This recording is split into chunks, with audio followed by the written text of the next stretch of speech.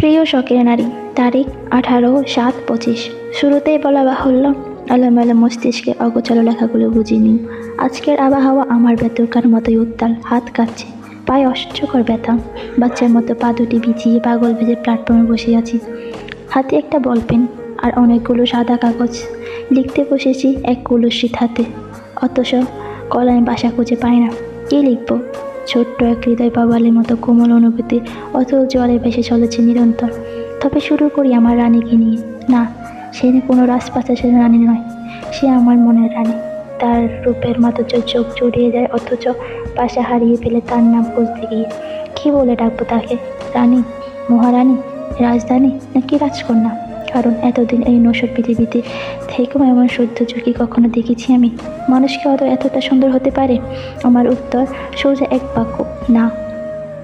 আমার আলোকেশী রূপ যেন স্বর্গের এক অপার্থিব উপহার। তো আজ এমন একজন মানুষের জন্য চিঠি লিখব, যার হৃদয় কুঞ্জবনের আমি নেই, কখনো ছিলাম না। অথচ আমার সেটাই সে যারা পাইল না স্থান আর কেউ। তাকে যতটা দিয়ে গেলাম সে ততটাই এড়িয়ে গেল। কত স্নিগ্ধ তুমি, কত দ্রুত তুমি! কী নির্ধারণভাবে আমায় এড়িয়ে যাও তুমি। স্রষ্টা সাক্ষী, আমার ভালোবাসা ছিল না কম, তবুও পরিশেষে হলো আমার প্রাপ্তি। ভালোবাসার ক্ষয়ে ক্ষয়ে আজকে ভয়ঙ্কর ক্ষতির সম্মুখীন আমি। তবু নেই আফসোস, ভালোবাসা হয় না লাখ কোটির বিজনেস।